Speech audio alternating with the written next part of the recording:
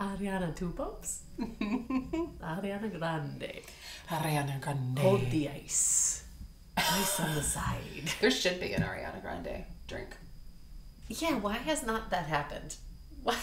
I'm gonna go into S-Bucks and I'm gonna confidently just Bucks with my briefy trophy and confidently walk up there and say, "I'll have a Ariana Grande, please. I'll have an iced Grande Ariana." Yeah, an iced Ariana Grande. 2 pumps. Hold the foam. Okay, should we clap? I think that's the next best thing for us to do. 1, 2, 3. Hi, I'm Maggie. And I'm Amanda. And we're sisters.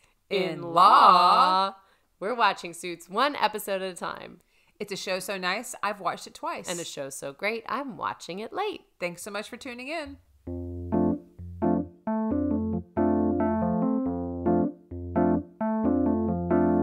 Maggie's never seen it and Amanda's obsessed. They don't wear fancy suits, they are casually dressed. They are sisters-in-law and they got a show about a law firm drama that aired a few years ago. Only Suits fans, only Suits fans, only Suits fans, only Suits fans, only Suits fans, only Suits fans.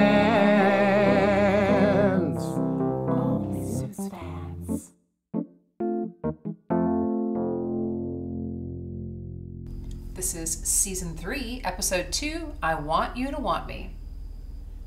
It's hard to say that without singing it. It's almost like they want us to sing this. Okay, this is season 3, episode 2. I want you to want me.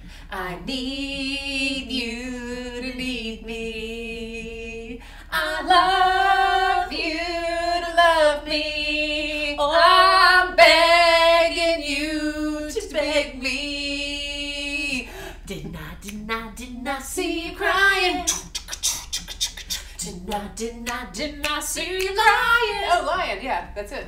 Laying out of bed without feel like dying. You're so crying. Oh, did not see you crying.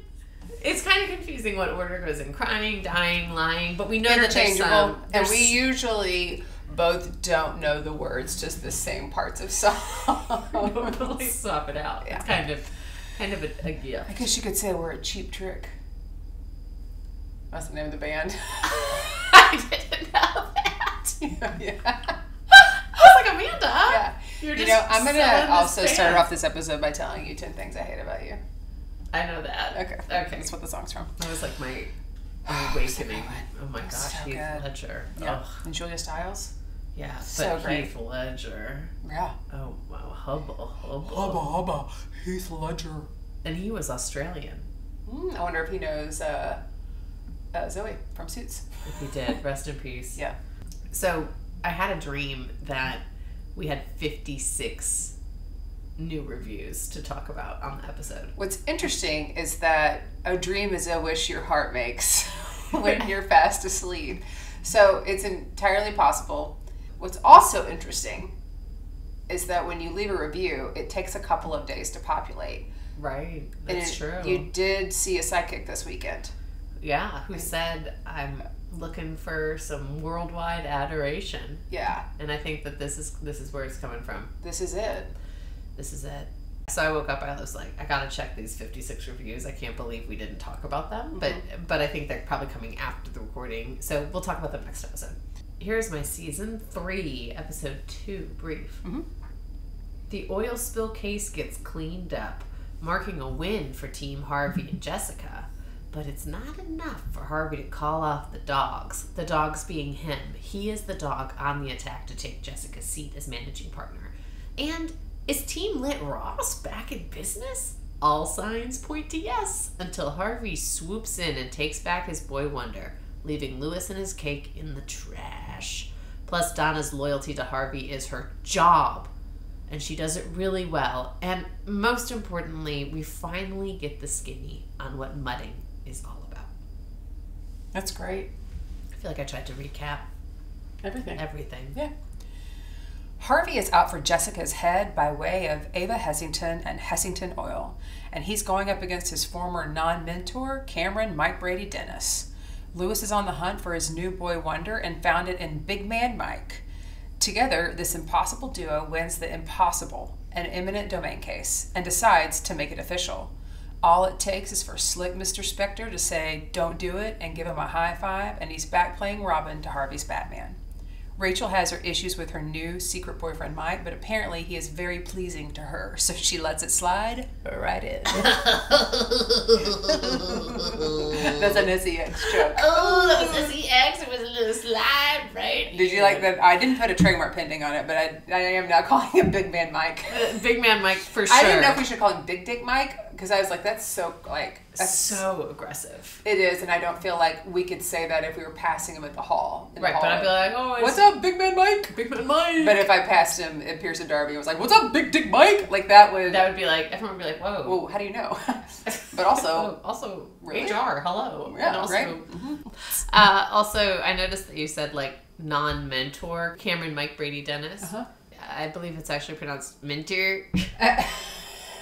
The way Harvey Specter always says it. Yeah. He's always like, you're not my mentor. You're not my mentor. Forgot about that. You have a good memory. He says it again in this episode. When we met Cameron Dennis, it was like he was his mentor. His mentor. He was his mentor. What's interesting is that when we say mentor, both of us do this. Mentor. Because you don't feel as powerful. Yeah, you don't feel as powerful saying, that's my mentor. It's like, that's my mentor. Yeah, mentor, your shoulders drop. Mentor? Mentor. Your shoulders Mentor. Mentor. I hardly know But why her. does Harvey Specter say mentor? Maybe it didn't rhyme with his name. I think it makes him seem goofy. We both agree that it is not mentor. I think everyone agrees. Except for Harvey. And he'd probably win a case in court. He would, and it'd make me so mad. I'd be like shaking my fist. So this first storyline encompasses cleaning up the oil spill, going up against Cameron, Mike, Brady, Dennis. Yes. And also Jessica and Harvey in a feud. Yeah. It's not the only storyline. I think there's two other ones, yeah, but this is a big daddy one. And this is the biggest of the daddies. It's a big daddy Mikey one. Yeah, big even though Mike's not in this one. Okay, so the whole episode opens with Donna, and she just goes, holy shit. Because Harvey is telling her that he's staging a coup, and he is going to try and oust Jessica and get Darby to back him for managing partner. Which is just saying the thing that how the last episode ended, but the way it transitions into this, I'm with Donna. Like, I'm just like, oh shit. Also, can you say shit on USA Network? Wait, they start saying all kinds of stuff. But it's crazy to hear it. I think this is the first It probably is, because it's a new season. Maybe, like, the rules changed. I will say what's interesting is when she said, holy shit, I remember the first time thinking she's going to be like, Harvey, you can't do it. She's like, yeah, I'm in, but are you sure you want to do it? Like, she's like, totally. She's like, whatever. Follow you over a cliff. You expect Donna to be the voice of reason. Mm-hmm. Unless it comes to Harvey. But unless it comes... She has no reason when it comes to Harvey. She's loyal AF. Which, do you want someone who's that loyal that they're not going to tell you, like, this is a bad idea? No, I want somebody to call me on it. I do, too. Be like, that's a bunch of bullshit. But I don't really want them to call me. I do want a Donna, but I also You're still going to make your own decision. I'm still going to make my own decision, but you know what I mean. That's fair. So then Mike comes in and interrupts this holy shit moment to tell Harvey that he is actually blackmailing Jessica. And they don't care. Like, they literally are like, okay, fine. Whatever. You're dead to us. Yeah. Which is like, this should have been this huge. I think he thought it was going to be a mic drop moment. Yeah, and it was like, go away, Mike. We're going to drop you. We're going to drop kick Mike. Drop kick Mike moment. Yeah. Jessica and I put Cameron, Mike Brady Dennis. I went in and edited your notes to add, because after your brief where you called him Cameron, Mike Brady Dennis, I was like, that's who he is. Yeah, Jessica and Cameron, Mike Brady Dennis. They meet up. Also, I love that we don't even call him Gary Cole. Like the way it used to be Meghan Markle, Rachel. Like, we don't even say that this is Gary Cole, iconic hero of so many films. Many films and TV shows. It is just Cameron, Mike Brady Dennis. Yeah, the most important role he ever played outside of Cameron Dennis was Mike Brady. Sure. So they meet and they're like, don't take it out on Harvey because it's this battle of the mentors. Mm-hmm. Cameron Dennis is like, oh, well, my mentee totally sold me out. And Jessica's like, he didn't. And he goes, the redhead. Yeah. And like, he doesn't even have Donna's name. And then that's when Harvey's like, you're not even my mentor. You're not even my mentor. Ava Hessington. She meets with Jessica and Mike to look at Cameron Mike Brady Dennis's video. Because he's like, I got him. Yeah, when he's he's like- meeting with Jessica, he's like, And by him, he's talking about I've got them. by Like, them, I've got Ava them. and her and Nick. Yes. Ava and her Nick. Right. Yeah. Which is He's her got right-hand them man. this incredible evidence. So they're all gathered around the table watching this DVD of evidence. With no audio, and you can't read the lips. Yeah, their back is to the camera. You have no idea what they're saying. And Yeah. Ava's like, well, I 100% was giving them a bribe. Yeah. 1,000% that's what I was doing. Everybody and they're does like, it. well, what we see is Nick giving them money. Nick, your number one protege. Like, that's what we see. And Right. there's no audio. And she goes, well, I was giving them a bribe. And then Harvey realizes it's not about this DVD that's the evidence. Cameron Mike Brady Dennis has Nick, the protege, in his pocket. Yeah, he's like in his custody, basically. Not custody, but like he's got him socked away somewhere and is He's gonna testify what we call in against the you. real estate business, working a deal. He's working a big deal He's because working a Nick big is deal. 1,000% going to turn on Yeah. his mentor. Yeah. And this makes Jessica say, when somebody puts someone on the path of bending the law, people start to turn on them. Yeah. Which felt like we've seen so many of these clients be a mirror to Mike's whole situation. And now we're seeing this entire case be a mirror to the Jessica Harvey situation. Ava put Nick in a situation, but then Nick's turning on her. So there's all this like, oh no, mentors. Cameron Dennis is at his fancy house in the Pines, and Harvey comes up to confront him and be like, basically, I know that you have Nick. Yeah, he drives up in that sweet, sweet ride. That Cameron Dennis calls a piece of junk. Yeah, right? Come on, Cameron. Come on, you can't, You Cameron. can't. That's not. You can't do that. Harvey looks good in that. He looks good in that. He looks good cruising. You're Yeah, just what- jealous that you're not his mentor. Ava is so mad that Nick, her protege, has turned on her. Yeah, dude. She decides, she's like, why don't I promote him instead? Instead of him going after me, why don't I give him a whole bunch of money? In for a penny, in for a pound, Right. is what she says, which seems so, in for a penny, in for a pound. Okay. Is she a little wizard? She's a little wizard. Yeah, she is a little lady. She's a little lady, in for a penny, in for a pound. It sounds like somebody out there. In for a Can you spare a shilling for the poor? Well, she kind of sounds like that, doesn't In she? for a penny, in for a pound. Which also sounds like something if you're reading like a storybook character. In for a penny, in for a pound. Harvey is like, wait, hold up. In for a penny, in for a pound is a bad idea, lady, because that's what Cameron Dennis wants you to do. He wants you to show a pattern of bribing people. Yeah. By you going now to Nick and offering him money to stay silent.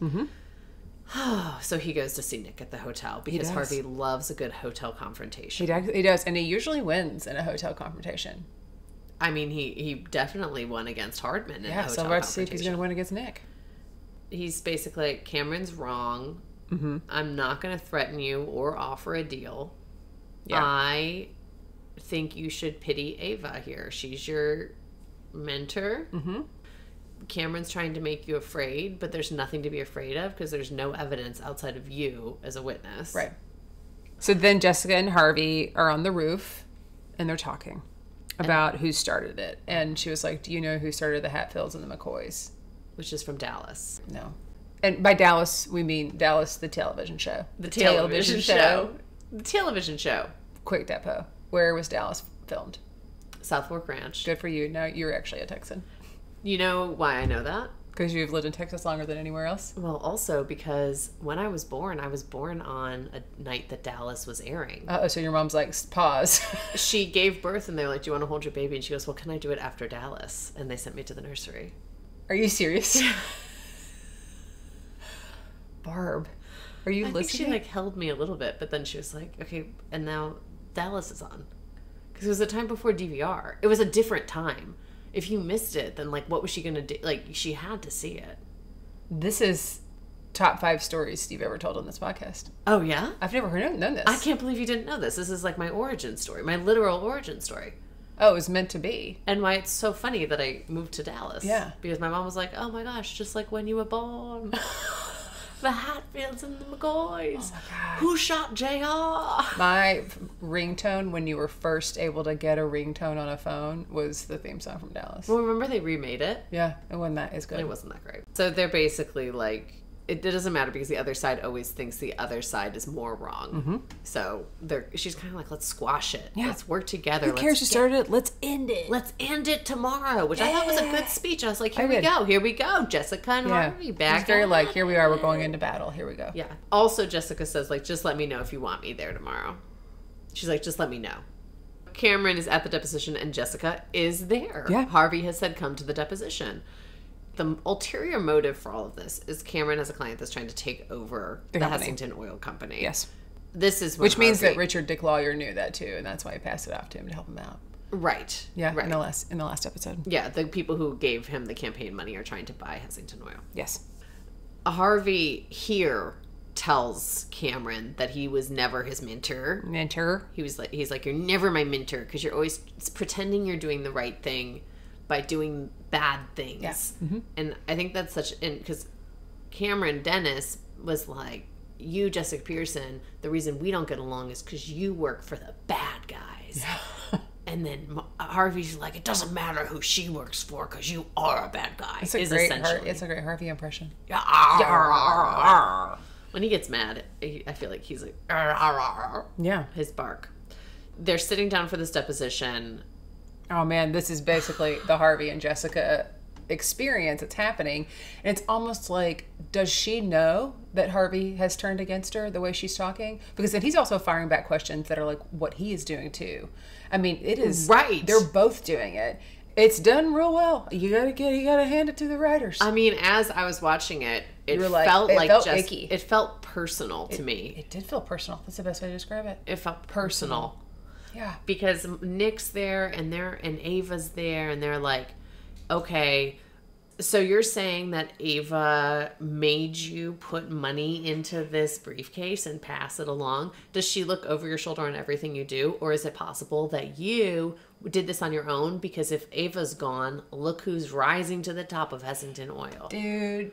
And it's like, oh my gosh, that's what Harvey's trying to do to you, Jessica. Art representing life, representing art. History repeats itself. Bada bing, bada boom. Buca de Beppo. Yeah.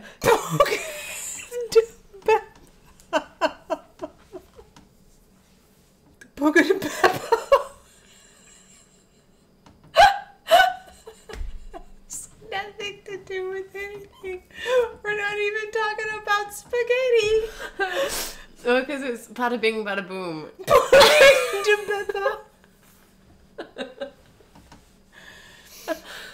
After the deposition, Cameron meets up with Harvey because they want to cut a deal. Cameron says they know what you don't, that you can't beat me. Cameron says Ava has to plead guilty, which is technically a win for Cameron. Yeah. So he's like, and he's I've like, then accepted. that's going to kill you. Cameron Dennis 1, Harvey Specter 0. And he walks out just so smug. Smug as a bug in a rug. But all the other terms are exactly what they need for Ava. Mm-hmm. So it is a win for the client, but it is a technical loss for Harvey. Mm-hmm. Yuck. And also, if it's a technical loss, Darby won't back Harvey. Right. So Jessica's like, you got to present this deal because we won. Take the deal. Mm-hmm. Take the deal. Yeah. And she's still managing director, so she can make him take it. Yeah, and Ava is going to take the deal also. And she also says she's going to miss Nick, even though he sold her out for his own protection. She kind of understands why he made the decision she did. Mm-hmm. She's very benevolent as a leader. And one would say. Yeah, and this doesn't change Harvey. No, it doesn't. He's still going to take over the firm. I know, which is crazy. It's like, dude, did you not realize what you were saying and what she was saying when y'all were in that depot? Like, did it not click and dawn on you, like, I could back out if I don't end up winning? You know? Yes, yeah. But no, he's like, no, double down. Which is just so... I think part of it is that he just likes to win. Which is exactly what Lewis said it's about Harvey. Yeah, it's not even about... It's like, oh, I have set out to... like, I don't lose, and I just lost, so now I have to go win harder to prove myself, which and then, of course, is going to get me in a position where Darby will back. Yes. Me for managing partner. Yeah. Yeah, he needs to see a therapist. He does need to see a therapist. But Donna is 100% behind him on this. Mm-hmm. She does say, if this is all Jessica's fault, maybe we should forgive Mike. Yeah. Mm-hmm. which is kind of a bookend to that story. It is a bookend of the story, which is brings us to our next storyline, which is Lewis's new associate, which happens to be Michael Ross. Big Man Mike. Big Daddy Dick Mike. Big Daddy Dick Mike. Which we'll get to in the third story. Yes. Lewis is saying goodbye to the associates because he has lost them to Nigel. And he's like, no more laughter. He's listing all these things like no more fun nights in the pit, no more laughter. And everyone's like, have we ever laughed with Lewis? I don't think so. And then he says he's going to leave them with a quote from Robin Williams. Yes. And quotes Dead Poets Society. Yes. Which is not technically Robin Williams. It's a character written for Robin Williams to play. Right. Mike chimes in and gives him a big hoorah with an "Oh, Captain, my Captain." Anyways, I have a quick deposition for you about this. Yeah, let's do it. Okay, Robin Williams, so many films that he's been in. I knew that's what you're going to ask me. You did? Okay. I don't know that I can do this. Wait, I don't think you know what I was going to ask you. Oh, okay, wait. So many films. I'm just going to ask you, when you think Robin Williams, what's the film that you think of him in? I wasn't going to ask you to list... Wait, did you think I was going to ask you to list all the Robin Williams? I think I asked me my favorite one. Oh. I guess this is kind of that. I don't know if it's my favorite one, but I do think of him a lot because of his character work. Yes. Mrs. Doubtfire. Absolutely. It was on not too long ago when I was traveling in the hotel, and I was like, I loved this movie so much, and I forgot how much I loved it. It has Sally Field, and like, it's so great, and his character work is wonderful. But I will say, I also think of him, it's not a film, but I think of him in Mork and Mindy. Did you watch it? Because, you know, that was improvised. Yeah. Like, they got beat sheets, but literally, it was very early on. It was before, like, Curb Your Enthusiasm or anything like that, where things were improvised. So Mork and Mindy, Robin Williams had no script. Oh, I need to go back and watch it, knowing that. Yeah, so it was improvised. I learned that very early on into studying improv. And I'd watched it growing up. Right. But then started rewatching it. So, yeah, I think of him as Mrs. Doubtfire and Mork and Mindy, which is probably not how everybody thinks of him. But how do you think of him? I was going to say Mrs. Doubtfire, Genie from Genie. Aladdin, Yeah, and Jack. Yeah, mm-hmm. Those are Patch Adams. Patch Adams. I never actually watched Patch Adams. Oh my God, it's so sweet. You'll cry so hard. Don't do it. I don't think I will. I remember being a child, like elementary school, and being like, Robin Williams, he's Aladdin, the genie. And then everyone was like, do not watch Patch Adams. Yeah, it's not. Jack is sad too. Yeah. He had range. Yeah. So during this whole time, Rachel wishes she could give Mike a hug. And he's like, you totally could give me a hug. People give people a hug all the time. And then he cries about, my dog died. Oh my gosh, I'm so sad about this fake my dog. Woof, woof. But he gets like really emotional about this fake dog. Because he's a good actor. He is a good actor and a good liar. Mm-hmm. Yeah, big time. Anyways, it's a cute little moment where they're like, they can't make out and have sex in the middle of the office. Which also, like, even if it was public knowledge they were a couple, they still should not be making out and having sex in the office. But they could still give a hug. That's fair. Then Lewis goes in to meet with Jessica, and she gives him a great gift because he does not have all of the associates. He gets to pick his own associate. Pick of the litter. Pick of the litter. And he goes and he asks Donna, are the prom king and his boy wonder still an item? Mm-hmm.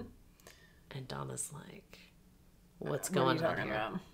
Turns out he wants Mike. And Donna says, you're not going to have me ask Harvey for Mike for you. You need to go ask. Yeah. And so Lewis goes and asks. We find out about his senior prom date, Sally Johnson, who had 4 nipples. Right. And Harvey's like, I got to ask. If the date was so bad, how did you know? Right? You know? Yeah. It's a completely valid question. And it's actually exactly what I thought the first time I saw this. I was like, because he was like, it went so bad. And she had 4 nipples. And I was like, how would he know that? And then how would he like, know? I didn't even know I had 3 nipples. I didn't even know. You have 3 nipples? I do, but I didn't know. I went to the dermatologist and I was like, this mole, like I've always had it. And there's like, that's not a mole, that's a nipple. What? I know. Do you want me to keep that on the podcast? That's fine. I think Kyle has one too. I think between Kyle and me, we have 6 nipples. 6 nipples and 3 kids? It's a family of 5 with 6 nipples. Or with however many. Y'all have 6. We have 6. And 12. Family of 5, 12 nipples. So this is basically, you know what this is? This is an LSAT test question, you know? Yeah, there's a family of 5. They have 12 nipples. Why? WTF. What the fuck is wrong with that family? I don't know if Kyle has a 3rd one, but he has a mole in like the same exact spot that I have my quote unquote mole that is actually a 3rd nipple. So a mole is just It's not a mole. The way it looks like a mole, but it's a nipple. It's because your mom was trying to get you out of there quick to see Dallas. Yeah, and after I was fully formed and was out into the world. A nipple formed. Yeah, it was like the mother wound. Well, my parents got it right with me. I only have 2. Okay. The more the merrier. Is it? Is that the rule with nipples? Yeah, the more nipples. I think Sally Johnson was probably having a great time with her 4 nipples. She probably was. Mike is officially on Lewis's radar, and just like he wooed Sally Johnson and her 4 nipples, he decides to take Mike out for the best steak, wine, and cheesecake of his life at a restaurant. Mm-hmm. Mike is not a foodie, but he does love this food. It's also a steak. Like you can't steak. You can't go wrong with a bad steak, even if you're not a foodie. Like, I have been with people who are not foodies, but they're like, I'll eat a steak or a cheesecake. Yeah, or wine. Yeah, I mean, all those things are kind of like some basic bitch food. Basic bitch food. Yeah. But it's great though. It's my favorite. Yeah. So the owner of the restaurant comes out and he's super handsy with Mike. Yes, he's giving him a little on the shoulders. A little rub. A little mintier. Mm-hmm. And he wants everyone to know that this is family. Yes. This is the dream. And he's very intense, just like Lewis is a very intense person. Mm-hmm. Lewis has not just called Mike here to treat him to steak. He wants to rewrite the law, win an unwinnable case, win a eminent domain case. Which is, like, impossible.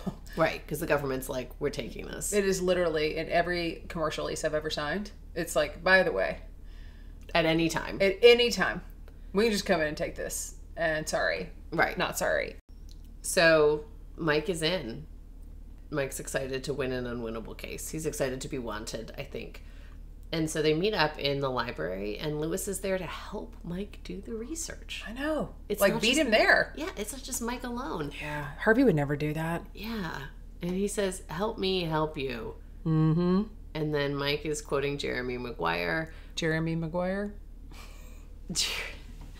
Jeremy Maguire, which is a movie that no one's seen because I just made it up. Yeah. No, Mike is quoting Jerry Maguire, and Lewis has never seen Are Jerry we surprised? Maguire. He thought Breakfast Club was a group and said, I don't know their songs. It's so funny the references he does get. But he knows, doesn't. like, Shakespeare and musicals. And like, the Dead Poets Society. He did know that.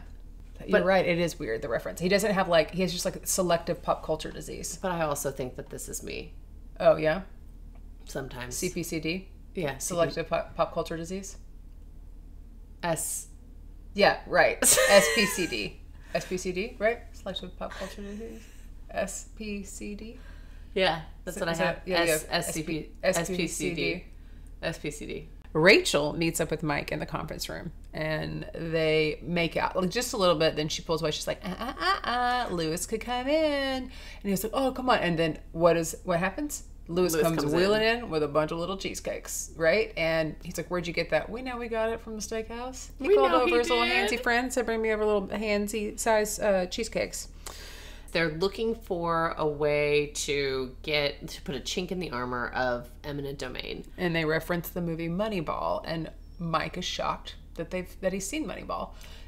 And he goes, you don't like sports? He goes, it's not a sports movie, it's a math movie. It is. Yeah. Have you seen it? I have seen it. Yeah, I read it and then I saw it. I think that movie had recently come out when Suits was on, I feel like. Yeah, it was pretty hot. Yeah, I read it. Somebody recommended it to me, and then I read it and saw it. Fascinating story about baseball. Mm-hmm. They get super excited about it. They're going to eat all these snacks and work on this Moneyball defense. Yeah. Then they're in court, and Lewis is giving such an emotional play. So theatrical, man. Somebody took an improv class, I'll tell you, or a little theater. He just gets up there, and we talk about laying it in thick. He lays it on thick.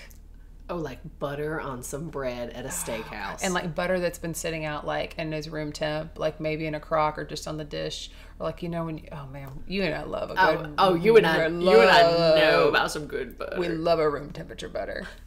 Big time. Big time. You and I love room temperature butter. And a penny for a pound. A penny for a pound, pound for a penny. Was that I don't know what the quote was. A penny in for a penny, In for a penny, in for a pound. Get me a little bit of butter. Hey, a pound. In for a penny, in for a pound. Give me a little bit of butter. A pound. A pound is also what we use in this land to purchase things. Money. Money is pounds in England. We just transported. If any of our listeners in England would like to give notes on our accents, Or just guess like which one of us is actually Pending? which one, and also which one of us. Yeah, you can guess which one, but also because there's different areas, you know. Oh in yeah, England, actually, and pick the region. Okay. I do want. I'm gonna just do a quick. If you are listening from England, please tell me where this is from. Okay. In for a penny, in for a pound. Okay, and I'll do it. Okay. If you are listening and you live in England, in for a penny, in for a pound. Oh no. Wait, was that not from England? Well, you know I have accent dysphoria. Yeah. You know I don't. Plus SPCD. It's amazing that you're able to get through this podcast. Thank you for accepting me for all my differences. Yeah. Anyways, this is a super God damn this it. is a super emotional plea, and I'm like, oh my gosh, this is a horrible opening statement, but this is actually a trap. Yeah. The opposing counsel, the government's attorney, falls right into the trap. Mm-hmm. And he's like, you have to have quantitative evidence. That it's going to be good. Yes. And Mike's like, oh, well, I'm so glad you mentioned that because there's actually zero quantitative benefit from the state. Mm-hmm. But then turns out the state gets to determine the benefit. So the judge, even though he seems conflicted, agrees that eminent domain will remain. Yep. So they are detoxing this. Yes, they are. And they are doing the mudding. Yeah, I can tell you have a really good depo coming. Well, I do. But the first thing is, do you remember the first time mudding was mentioned? And then you said, is it in your butthole? I did. I said, yeah. And And it is. I said, I can't confirm that, but maybe. And because now that you know what mudding is, do you see why, like, it probably does get in your butthole? I'm sure it gets in your butthole. I can't 'Cause imagine. They're What are they going to soaking- give you, a butthole patch? Yeah, or a plug? Yeah, like, it's in there. You're getting mud all up in you. Ugh. Ugh, all the crevices. Yeah. Yeah, because they're just soaking in like And muddy Lewis water. is naked. You have Well, to be he's- naked. Yeah, but Lewis is, we get to see Lewis's muddy butt. We do at the end. We get to see his little mud butt. One of the funnier things is we'll talk about this again later, but Mike has a humongous penis. Mm-hmm. And Lewis doesn't know that yet, and he's like, you have to get totally naked. He doesn't say anything about Mike's humongous penis. So maybe Rachel's lying? Maybe Rachel's lying. Or maybe Lewis has a humongous penis. Or maybe Lewis is like, yeah, seen them all. Like, Yeah, I've been a mudder. yeah, I don't know. even care. Yeah, Put it in the mud. right. Put it. Mike's like, I know why you're doing all this while they're sitting in the mud. I know you want me to be your associate. And Lewis is like, I just wanted to remind you of all the good things. And Mike's like, I remember the good things, Lewis, but I also remember all the shitty things you've done. Lewis says to Mike, but you've changed me. Mm-hmm. You have changed me, Mike. And Mike says, aha, I have an idea. The judge wanted to rule with us, but he couldn't, so we need to change his mind. Mm-hmm. And Lewis is so upset about this because he does not mix business with mudding. Right. Like, at all. Yeah. Yeah. In fact, he just stands up. He's got to hit the shower. And that's when we see his little booty. Yep. They call an emergency hearing. They do. They call an emergency hearing. They pitch a number evaluation that makes this project impossible to afford, which means they're basically like overturning what's never happened before, and they're now setting precedent, which is crazy with a new way of doing this. Did this really happen in real life? And they're just pretending that Mike and Lewis did it? Like, did eminent domain actually get overturned? Oh, eminent domain has been overturned before. Right. It's just really, really hard to do it. Yeah, it's like, oh wow, how are we gonna fight that? So, okay. I was thinking like, I'm saying that I'm going to fact check it later, not going to clickety clack, and I'll cut it because, like I said last time, I'll cut it because I don't like to be wrong. Yeah. Oh, yeah. Eminent domain's overturned all the time. So they've won. Right. Lewis comes to Mike's apartment. Lewis is in his suit. Mike is in his cute little hoodie because Mike unwinds. Lewis never unwinds. He's literally found his way over to Mike's apartment in the middle of the night. But I've only ever seen Lewis either naked or in a suit. or in a suit. That's fair. Except for, I guess, when he was playing tennis. But that was a very clear uniform. Yeah, it was a uniform. Lewis explains at this moment that the law is just Harvey's vehicle for winning, which we kind of touched on a little bit. Mm-hmm. But Lewis loves the law, and Mike loves them both. And Lewis is like, you're the best of both of us. He's like, you're half Harvey and you're half me. He was like, you've had your time with Harvey, now come be with me. I think it's a very good pitch. It's a great pitch. And also just showing the initiative to show up in the middle of the night at somebody's apartment. We know that Mike loves that. Yeah, he does love it. Then they meet in Lewis's office. The next day. And one of them says, you make me want to be a better man. And the other says, show me the money because... Yes, because Lewis has finally watched Jerry Maguire. And they love it. They're dancing. They're dancing. Jumping up and down like sisters. Yeah, and Mike has agreed. He's going to be Lewis's associate. Lewis is like, I got something for us. I didn't want to jinx it, but I did get something. I did get something. So he runs away, and Harvey strolls in. Like in his shadow, just barely, so nonchalant. Leaves. And he was like, don't do this. You can't. And he's like, I've already said yes. He's like, you can't do this. And Mike says, I'm not going back on my word. He goes, you're not going back on your word. You're going back to where you belong. And the saddest part about this is that the cake got thrown away. Yes. But how it happens, Harvey and Mike give each other this high five. They're like, we're bros. We're totally back together. And Harvey doesn't ever high five. River, he doesn't like to high five. And so he's like high fiving Mike. It's like so sad though, because Lewis is standing in the shadows outside the office holding a cake that says, welcome to Team Lit. And then he throws it in a recycling bin. And turns around and it's that same sad Lewis by himself. It just makes me hurt. It makes me hurt. But Harvey and Mike make sense. They do make sense. I guess it's I need to start thinking about it like if my friend was in a relationship with someone that wasn't right for her, then I would want her to be in the relationship with someone who is right for her. Right. So if this is your friend, which relationship is right? Honestly, I think I'd be like, Harvey needs to go to therapy. And like, Lewis, you're never going to get in bed with Lewis. So just go out and go out and have fun.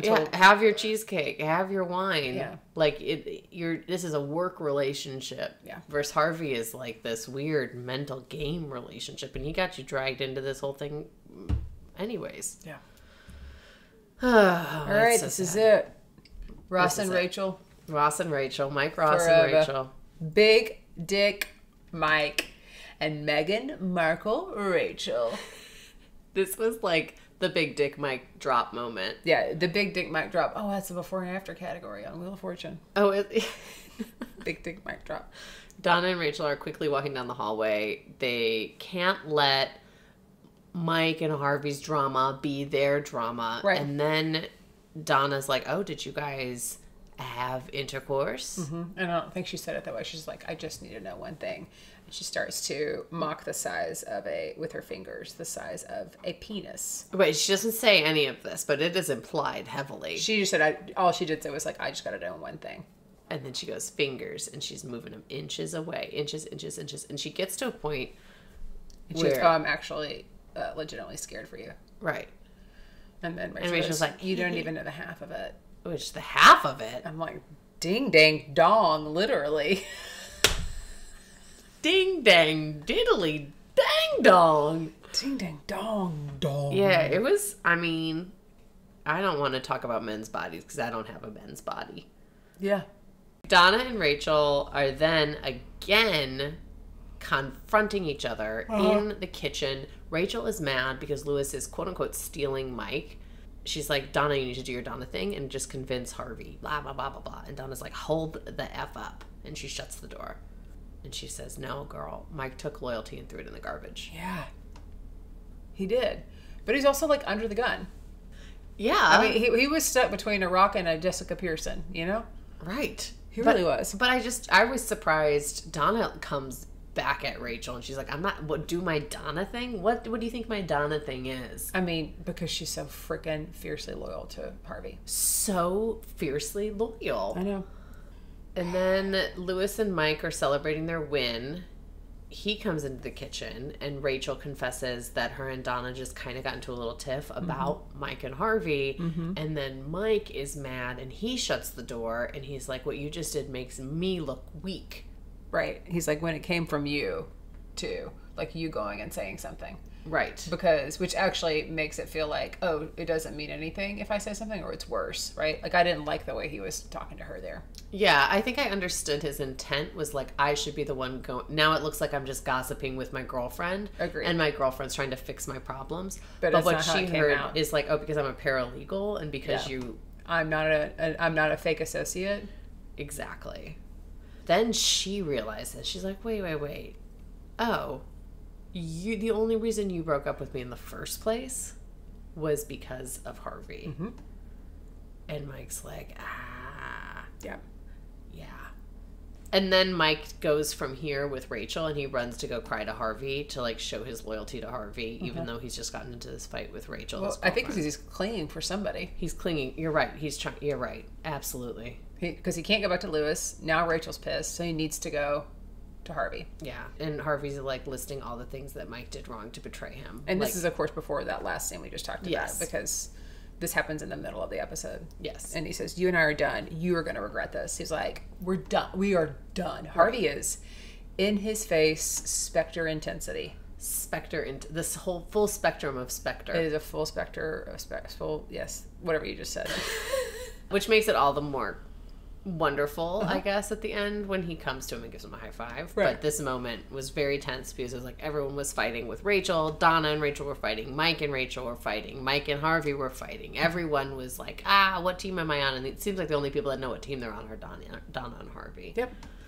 Rachel and Donna meet again in the bathroom, of course, because dramatic scenes happen in the bathroom. They do so much confrontation in the bathroom. So much. Yeah. And Donna explains for Harvey. She's basically explaining all the reasons why Harvey's not in the wrong, justifying all of Harvey's actions. And then Rachel calls all of it out. And Donna's like... Yeah, I protected him. She also says, I told Mike he needed to get over you. Yes. After Rachel had gone to Donna and been like, I don't know what to do. Mike, I kissed him. And now he pulled the plug and she was so upset. Yeah. Donna knew that Rachel was excited about Mike, told Mike to forget about Rachel, and then comforted Rachel when she was upset. Dude, that's a little much. I thought it was a lot when it happened. Right? I was like, Donna. Donna said, or Rachel said you cared more about protecting Harvey than caring about me. And Donna said, that's my job. But then you wrote, is it? Like, do you think she went too far? Yeah, I don't know. It just feels like don't meddle. I feel like your job is technically to what? Make sure Harvey gets all the things done, that his appointments are on schedule, that if he needs your advice on something, provide it to Harvey. But your job is not to meddle in everyone else's relationship. Right. For the sake of protecting Harvey. Like, she shredded the documents for Harvey. That's how she showed loyalty to Harvey. But that could have been a big... Yeah, it's kind of unbelievable. Yeah. And then Mike, he goes to Rachel's apartment. And he's like, I need some advice. He's like, I'm sorry, and I need some advice. She's like, okay, you either get advice or sex. And he's like, never mind, I don't need any advice. They are addicted to each other. Mm-hmm. They like sex. They love sex. They love their body merging. They do love their body merging. You know what? Good for them. Good for them. You called it. This is a great prediction for you, you know? I did call that. Mm-hmm. Maggie. Speaking of predictions, I was thinking if you wanted to make them up on the spot. Yeah, I do. Okay, here's some predictions. Lewis has just thrown a cake in the trash. He still has to pick an associate. I think he's going to pick Katrina. Okay.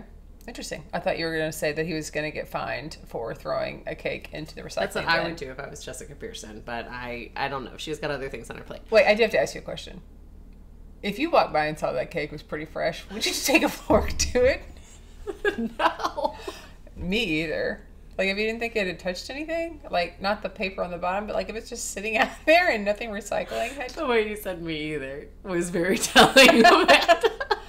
I'm just saying, like, I'm curious, because I'm sure there's somebody who would. It's not like it was in the It garbage. looked so good. It wasn't in the garbage. It was in the recycling. It was recycling, so it was just touching paper on the bottom. It probably had a paper cardboard base. Yeah, it's kind of like just, like, in its home, and plastic. Yeah, and it wasn't touching anything else, you know? Yeah. I don't think I'd want my colleagues to see me eating. Oh, yeah, no, I would do it in shame. You know what I would do? I'd be like, hey, what's this cake doing in here? What kind of crazy person? I dare you to eat some of the cake. Oh, you dare me? Oh, you dare me to eat the cake? Okay, I'm not going to go back on a dare. That's what I would do. And then I'd be like, I can't believe I'm doing this. Ah! No one man. filmed. Oh my gosh, no. Oh, TikTok famous. Anyways, sorry. So that's one of my predictions. Yeah. Katrina. Or maybe he can go back and get Maria? Okay. He already had an offer out to her. That's true. You think she just didn't accept any other offers from law firms? I don't know. a I mean, good point. Katrina's already at the firm, but I'm debating between Katrina and Maria on that one. We got both names in the I think Saz is going to come back Yeah. to help guide Sure. him to pick Okay, it. Sheila Saz. Sheila Saz. I think that Cameron Dennis is not done. I think we will see him again this season. He said it's Cameron Dennis 1, Harvey Specter 0, but you don't stop at 1. It's always like best 2 out of 3. That's fair. And I think maybe Harvey wins the next one. Okay. I think Jessica knows that Harvey is coming after her on a gut level. Okay. And so I'm curious to see what chess pieces she puts in place to protect herself. Okay. Maybe this next episode, someone's coming for Mike and Rachel. I think there's going to be a love interest from the past coming up. Great. Who is it? I think maybe it's Jenny. I guess maybe it's Jenny. Maybe Okay. it's Jenny. Maybe I predicted this in the end of season 2. Maybe it's that associate that Rachel got fired. Maybe it's someone from Rachel's past. Sure. But I think it's a past lover coming think in. it's I don't too- think it's anyone present. Too good to be true. I don't think anything's going to ultimately happen, but I do think that now they are set up in they're riding such a high. Mm-hmm. It's got to start crumbling. That's fair. That's totally fair. Those are great made-up predictions right there on the spot. Thank you. These are my predictions. These are my predictions. Well, Maggie, it's been fun. This is where we're going to wrap it up. You know, just real hard and fast. Thanks so much for tuning in. You can follow us on Instagram, TikTok, and YouTube. You can listen to us on Apple, Spotify, or anywhere else you get your podcast. Make sure to like, subscribe, and please leave us a review. Because I look forward to reading 56 nice reviews, and if there's any single one of them that is not nice, I'm going to tell you to eat it!